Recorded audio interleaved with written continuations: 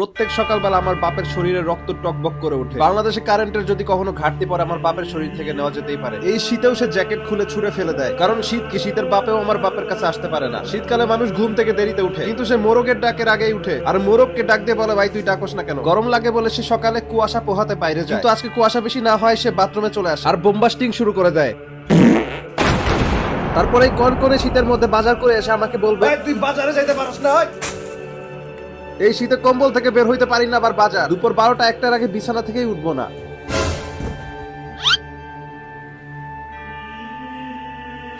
আমার বাপের শীত পরিহার করার অন্যতম অস্ত্র সরিষার তেল, যেই তেল সারা শরীরে ঘষে সে চিকচিক করে ফেলে, যার জন্য আমার বাপের স্কিন হয় গ্লসি এবং শাইনিং। 14 কিলোমিটার দূর থেকে তার শরীরে এই সরিষার তেলের গন্ধ পাওয়া যায়। আরে সরিষার তেল লাগাই নাই বলেই তো ঠান্ডা লাগতেছে।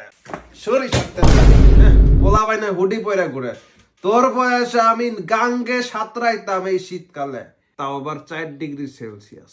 বাপের জ্বালায় ভারী কাপড় চুপুরও পরা যায় না, ট্রল করে। মাঝে মধ্যে ভাবি এত শক্তির উৎস আসলে কোথায়। পরে বুঝতে পারি আমার বাপের শক্তির মূল উৎস হচ্ছে এই পাওয়ার। সে চায়ের গ্লাসে পাওয়ার ঢেলে খায় আর চুমুক এই বাপের শরীরে কারেন্ট দৌড়ায়। বাপের এনার্জি দেখে মনে হয় জন সিনা সামনে আসলেও জন সিনার অবস্থা খারাপ হয়ে যাবে। শীতকালে মানুষ সপ্তাহে 1 দিন গোসল করে, কিন্তু আমার বাপ দিনে 2 বার গোসল করে, কারণ সে মনে করে একজন মানুষ যত বেশি গোসল করে তত বেশি স্মার্ট এবং হ্যান্ডসাম।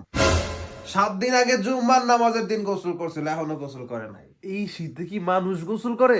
পারবো না গোসল করতে। গোসল করার মোটিভেশন তো পাই না, এনার্জিও পাই না। এনার্জি পাস না, তাইলে এটা খা।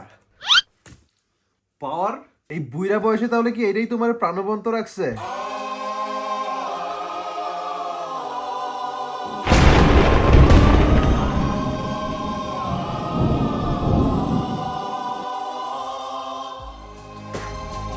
কি এখন কেমন লাগে?